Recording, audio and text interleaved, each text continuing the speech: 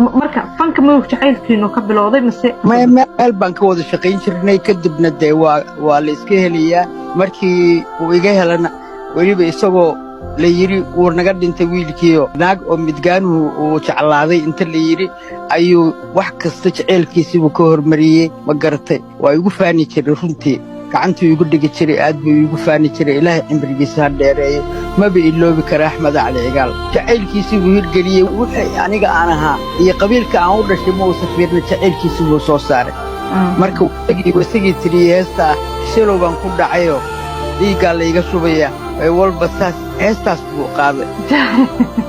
naag oo midgaanuhu uu jeclaaday inta la yiri ayuu wax kasta jacaylkiisiibuu ka hormariyey ma garatay waa igu faani jiray runtii gacantuu igu dhigi jiray aad buu igu faani jiray ilaahay cimrigiisa ha dheereeyo maba iloobi kara Axmed Cali Cigaal nin gobo waaye aad iyo aad u fiican